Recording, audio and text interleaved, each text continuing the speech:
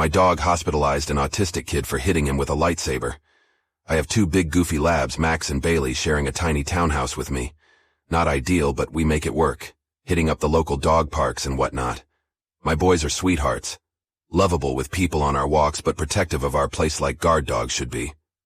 The neighbor's kid, though, he has no sense of boundaries.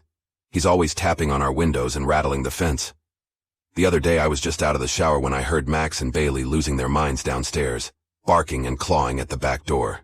I raced down to find the 9-year-old terror next door, squirting a high-powered water gun at my dogs through the glass. He was yelling at them at the top of his lungs in some made-up language. My dogs were going berserk, frothing at the mouth, desperate to defend our territory. This wasn't the first time I'd had to talk to his mom about this. I pounded on their door.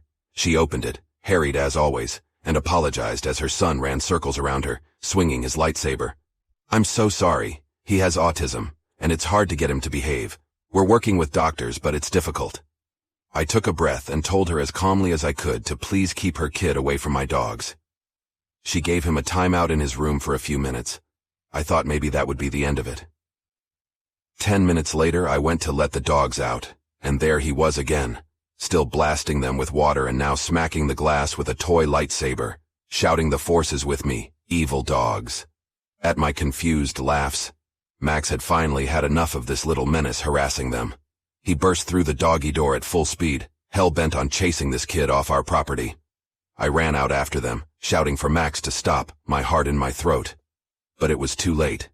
Max knocked the kid over with a giant paw, and then things got loud.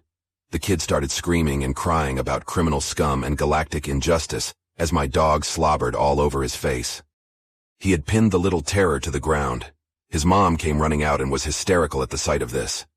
I called Max off and he came trotting over, tail wagging, proud of himself for defending our place. The kid just laid there for a minute, stunned at being bested by a Sith Lord in canine form.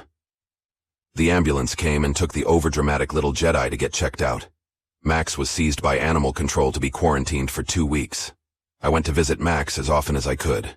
The vet said he'd likely just get a slap on the wrist, since he was protecting his home, and I had no other incidents with him. But my nerves were shot, worried my beloved goofball might be taken from me. 2 days later, animal control returned Max to me, with just a citation and fine I'd have to pay. The neighbors now refused to even make eye contact. And to make matters worse, I just got served with a lawsuit. The kid's mom is suing me for damages due to pain and suffering. Is there any way I can fight this since her son trespassed and hit my dog first?